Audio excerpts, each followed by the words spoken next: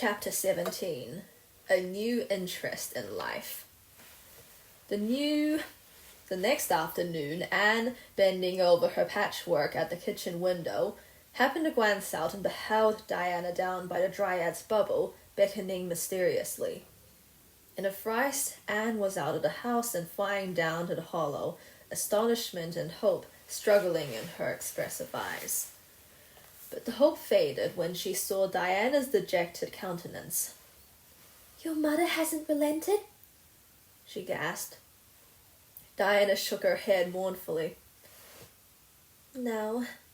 And oh, Anne, she says I'm never to play with you again. I've cried and cried, and I told her it wasn't your fault, but it wasn't any use. I had ever such a time coaxing her to let me come down and say goodbye to you. She said I was only to stay 10 minutes, and she's timing me by the clock." 10 minutes isn't very long to say an eternal farewell in," said Anne tearfully. "Oh, Diana, will you promise faithfully never to forget me, the friend of your youth, no matter what dearer friends may caress me?" "Indeed I will," sobbed Diana. "And I'll never have another bosom friend. I don't want to have. I couldn't love anybody as I love you." "Oh, Diana," cried Anne, clasping her hands. "Do you love me?" "Why, of course I do. Didn't you know that?" "No." Anne drew a long breath. "I thought you liked me, of course, but I never hoped you loved me. Why, Diana, I didn't think anybody could love me. Nobody ever has loved me since I can remember. Oh, this is wonderful. It's a ray of light which will forever shine on the darkness of a path severed from thee, Diana. Oh, just say it once again." I love you devotedly, Anne," said Diana stanchly. "And I always will. You may be sure of that." "And I will always love thee, Diana," said Anne, solemnly extending her hand. "In the years to come thy memory will shine like a star over my lonely life, as that last story we read together says. Diana, wilt thou give me a lock of thy jet-black tresses in parting the treasure forevermore?" "Have you got anything to cut it with?" queried Diana, wiping away the tears which Anne's affecting accents had caused to flow afresh, and returning to practicalities. "Yes, I've got my patchwork scissors in my apron pocket fortunately," said Anne. She solemnly clipped one of Diana's curls. "Fare thee well, my beloved friend. Henceforth we must be as strangers, though living side by side.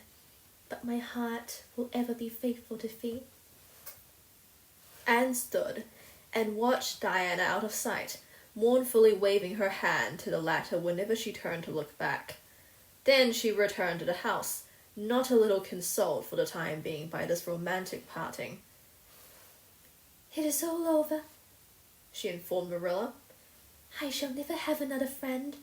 I'm really worse off than ever before, for I haven't Katie Maurice and Violetta now, and even if I had it, wouldn't be the same. Somehow little dream girls are not satisfying after a real friend. Diana and I had such an affecting farewell down by the spring. It will be sacred in my memory forever.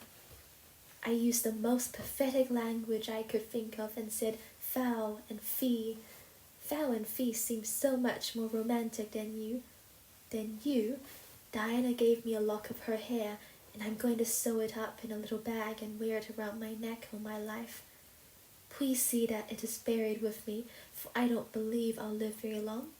Perhaps when she sees me lying cold and dead before her, Mrs. Barry may feel remorse for what she has done and will let Diana come to my funeral." "I don't think there's much fear of your dying of grief as long as you can talk, Anne," said Marilla unsympathetically. The following Monday, Anne surprised Marilla by coming down from her room with her basket of books on her arm and hip and her lips primmed up into a line of determination. "I'm going back to school," she announced. That is all there is left in life for me, now that my friend has been ruthlessly torn from me. In school I can look at her and muse over days departed.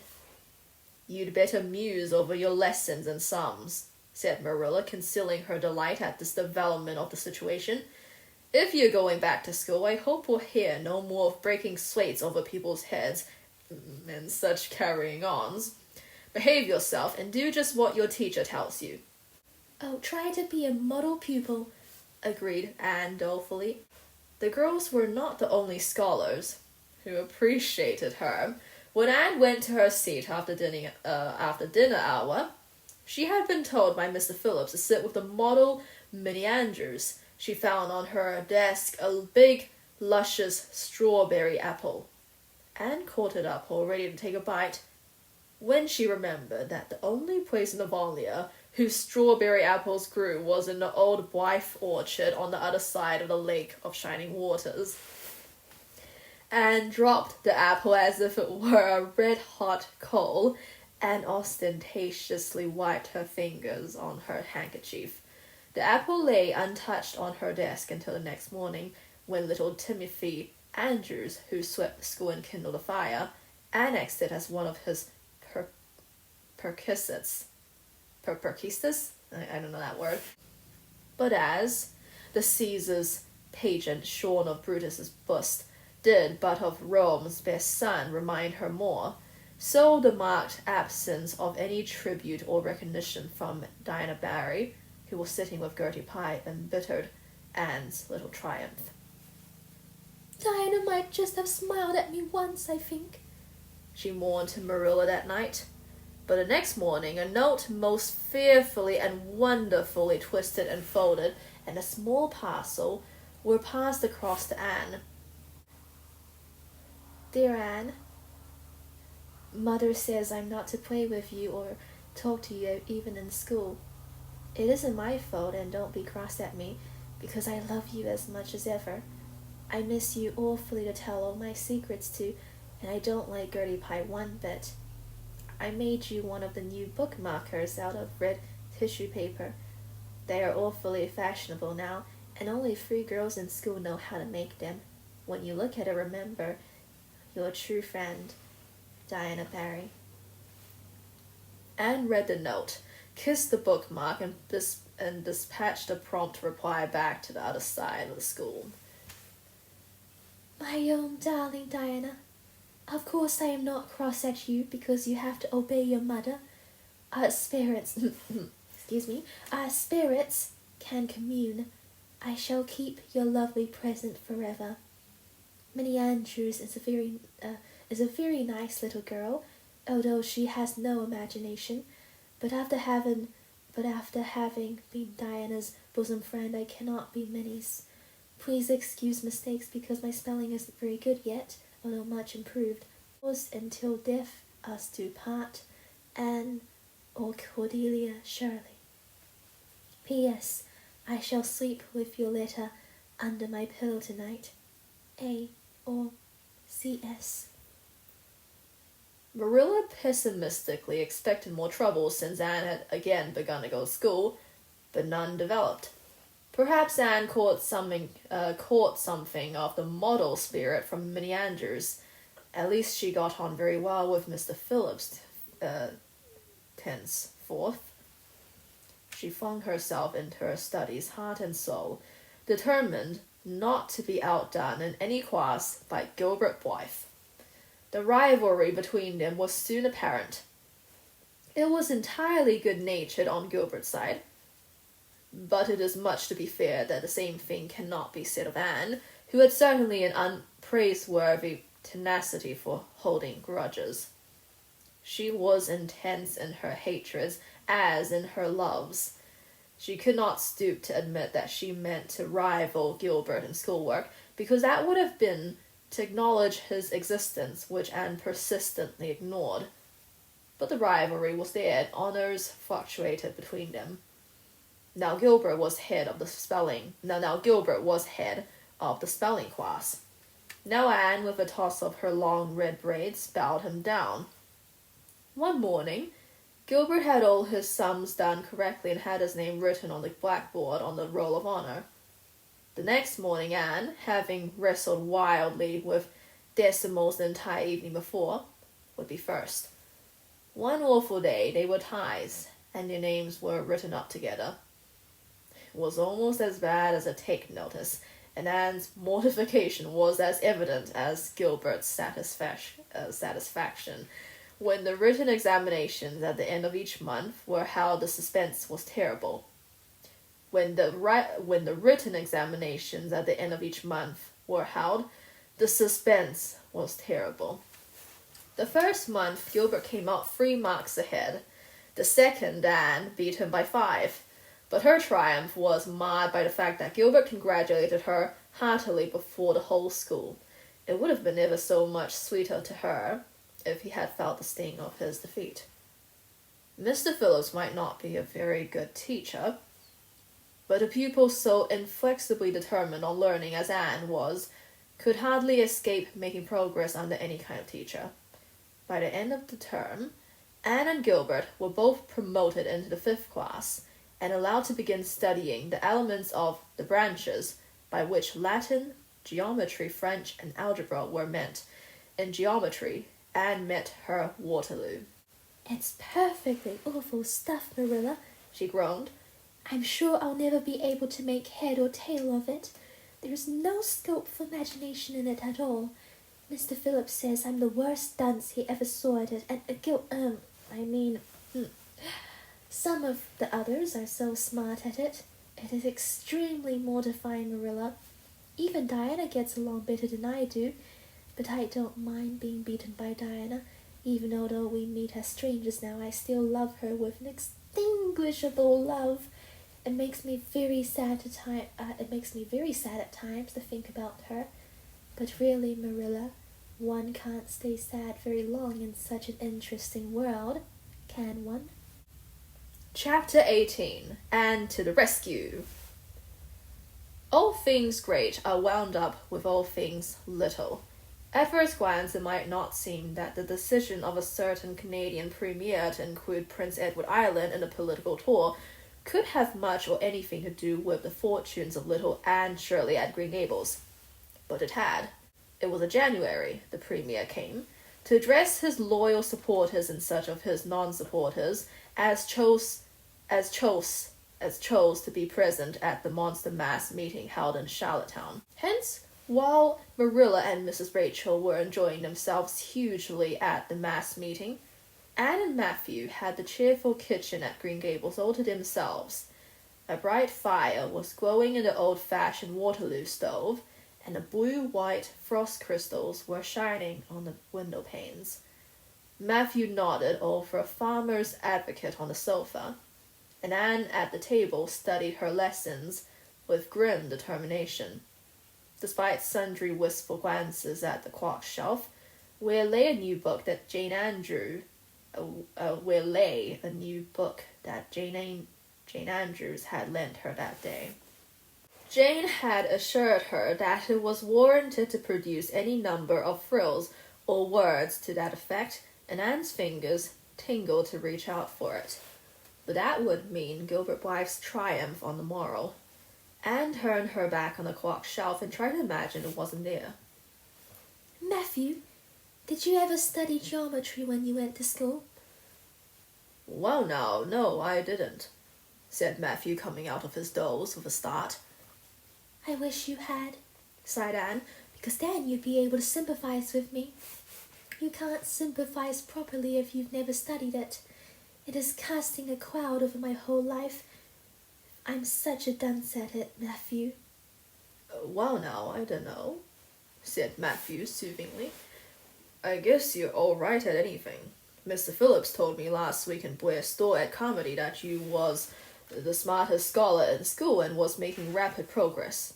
Rapid progress was his very words.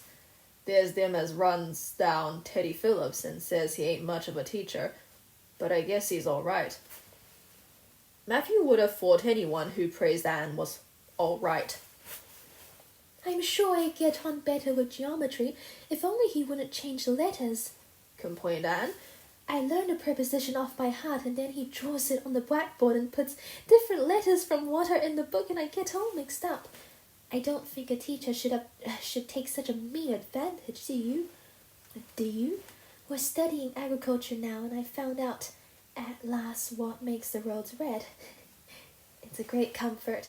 Just as Anne emerged triumphantly from the cellar with her plateful of russets, came the sound of flying footsteps on the icy boardwalk outside, and the next moment the kitchen door was flung open, and in rushed Diana Barry, white-faced and breathless, with a shawl wrapped hastily around her head.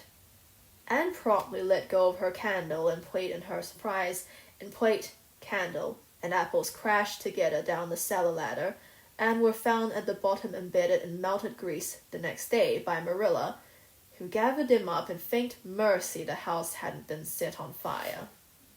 "Whatever is the matter, Diana?" cried Anne. "Has your mother relented at last?" "Oh, Anne, do come quick," implored Diana nervously. "Minnie May is awful sick. She's got croup. Young Mary Joe says, and Matthew and Mother are away to town, and there's nobody go for the doctor. Minnie May is awful bad, and young Mary Joe doesn't know what to do, and oh, Anne, I'm so scared." Matthew, without a word, reached out for a cap and coat, slipped past Diana and away into the darkness of the yard. "He's gone to harness the sorrel mare to go to Carmody for the doctor," said Anne, who was hurrying on hood and jacket. "I know it as well as if he'd said so.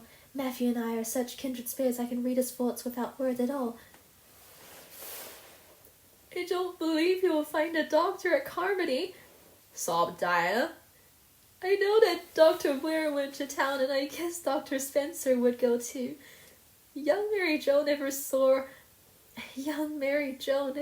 anybody with croup, and Mrs. Lynde is away. Oh, Anne." "Don't cry, Dee," said Anne cheerily. "I know exactly what to do for croup. You forget that Mrs. Hammond had twins 3 times. When you look out the 3 pairs of twins, you naturally get a lot of experience. They all had croup regularly. Just wait till I get the ipecac bottle. You mayn't have any at your house. Come on now." The 2 little girls hastened out hand in hand and hurried through Lover's Lane and across the crusted field beyond, for the snow was too deep to go by the shorter wood way. Anne, although sincerely sorry for Minnie May, was far from being insensible to the romance of the situation and to the sweetness of once more sharing that romance with a kindred spirit. The night was clear and frosty, all ebony of shadow and silver of snowy slope. Big stars were shining over the silent fields. Here and there the dark pointed firs stood up with snow powdering their branches and the wind whistling through them. Anne thought it was truly delightful to go skimming through all this mystery and loveliness with your bosom friend who had been so long estranged. Minnie May, aged 3, was really very sick. She lay on the kitchen sofa, feverish and restless, while her hoarse breathing could be heard all over the house. Young Mary Joe, a buxom, broad-faced French girl from the creek, whom Mrs. Barry had engaged to stay with the children during her absence, was helpless and bewildered, quite incapable of thinking what to do, or doing it if she thought of it. Anne went to work with skill and promptness. "Minnie May has croup all right. She's pretty bad, but I've seen them worse. First, we must have lots of hot water. I declare, Diana, there isn't more than a cupful in the kettle. There, I filled it up, and Mary Joe, you may put some wood in the stove. I don't want to hurt your feelings, but it seems to me you might have thought of this before if you'd had any imagination. Now, I'll undress Minnie May and put her to bed, and you try to find some soft flannel cloths, Diana. I'm going to give her a dose of ipecac first of all." Minnie May did not take kindly to the ipecac, but Anne had not brought up 3 pairs of twins for nothing. Down that ipecac went not only once, but many times during the long, anxious night when the 2 little girls worked patiently over the suffering Minnie May and young Mary Joe, honestly anxious to do all she could, kept up a roaring fire and heated more water than would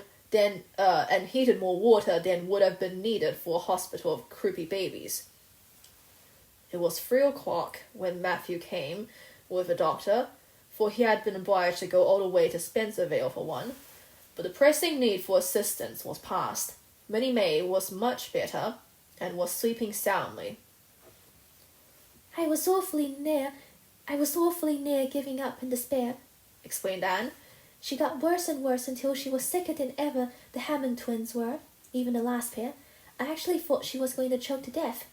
I gave her every drop of ipecac in that bottle, and when the last dose went down I said to myself not to Diana or young Mary Jo, because I didn't want to worry them any more than they were worried, but I had to say it to myself just to relieve my feelings. This is the last lingering hope, and I fear 'tis a vain one. But in about 3 minutes she coughed out the poem, and began to get better right away. You must just imagine my relief, Doctor.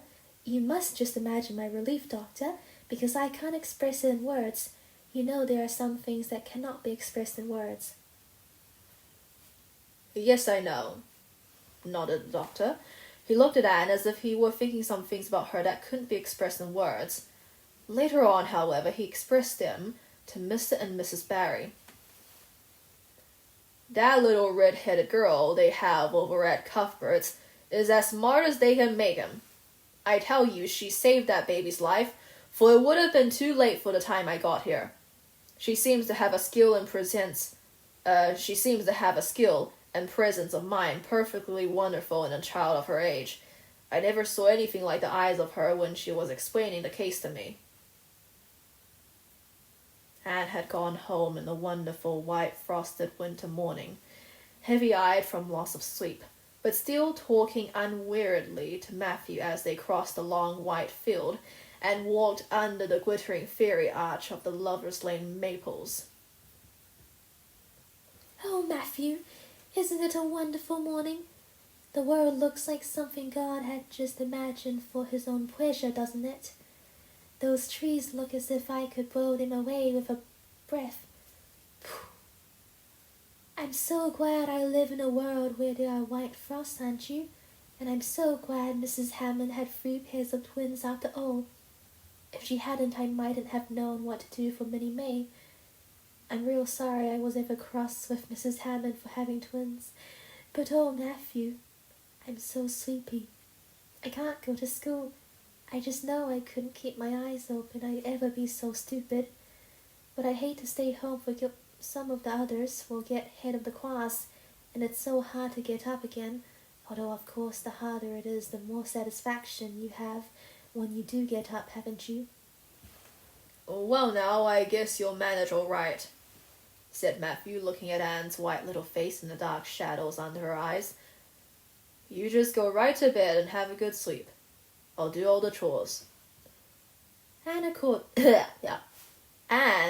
Anne accordingly went to bed and slept so long and soundly that it was well on in the white and rosy winter afternoon when she awoke and descended to the kitchen, where Marilla, who had arrived home in the meantime, was sitting knitting.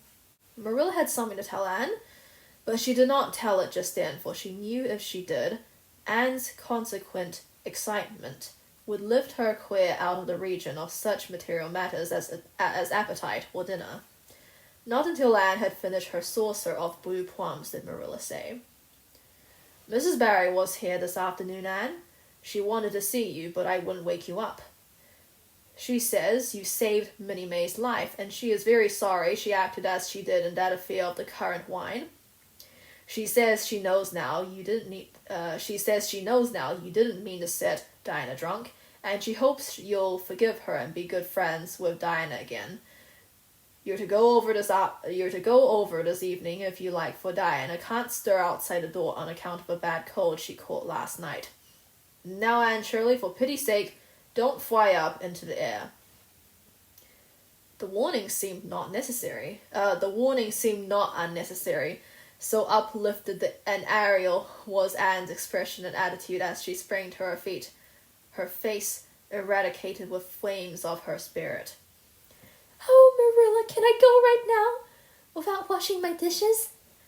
I'll wash them when I come back, but I cannot tie myself down to anything so unromantic as dishwashing at this thrilling moment. Yes, yes, run along, said Marilla indulgently. Anne Shirley, are you crazy? Come back this instant and put something on you. I might as well call to the wind. She's gone without a cap or wrap. Look at her tearing through the orchard with her hair streaming. It'll be a mercy if she doesn't catch her death of cold. You see before you a perfectly happy person, Marilla, she announced. I'm perfectly happy, yes, in spite of my red hair. Just at present I have a soul above red hair. Mrs. Barry kissed me and cried and said she was so sorry and she could never repay me. I felt fearfully embarrassed, Marilla, but I just said as politely as I could, I've no hard feelings for you, Mrs. Barry. I assure you, once for all, that I did not mean to intoxicate Diana, and henceforth I shall cover the past with the mantle of oblivion. That was a pretty dignified way of speaking, wasn't it, Marilla? I felt that I was heaping coals of fire on Mrs. Barry's head, and Diana and I had a lovely afternoon. Diana showed me a new fancy crochet stitch her aunt over at Carmody told her. Not a soul in Avonlea knows it but us, and we pledged a solemn vow never to reveal it to anyone else. Diana gave me a beautiful card with a wreath of roses on it and a verse of poetry. If you love me as I love you, nothing but death can part us two. And that is true, Marilla. We're going to ask Mr. Phillips to let us sit together in school again, and Gertie Pye can go with Minnie Andrews. We had an elegant tea. Mrs. Barry had the very best china set out, Marilla, just as if it was real company. I can't tell you what a thrill it gave me. Nobody ever used their very best china on my account before, and we had fruit cake and pound cake and donuts and 2 kinds of preserves, Marilla. And Mrs. Barry asked me if I took tea and said, Pa, why don't you pass the biscuits to Anne? Must be lovely to be grown up, Marilla, when just being treated as if you were is so nice. I don't know about that, said Marilla with a brief sigh. Well, anyway, when I am grown up, said Anne decidedly, I'm always going to talk to little girls as if they were too, and I'll never laugh when they use big words. I know from sorrowful experience how that hurts one's feelings. After tea, Diana and I made taffy. The taffy wasn't very good, I suppose, because neither Diana nor I had ever made any before. Diana left me to stir it while she buttered the plates, and I forgot and let it burn. And then when we set it out on the platform to cool, the cat walked over one plate, and that had to be thrown away. But the making of it was splendid fun. Then when I came home, Mrs. Barry asked me to come over as often as I could, and Diana stood at the window and threw kisses to me all the way down to Lover's Lane. I assure you, Marilla, that I feel like praying tonight, and I'm going to think out a special brand new prayer in honor of the occasion.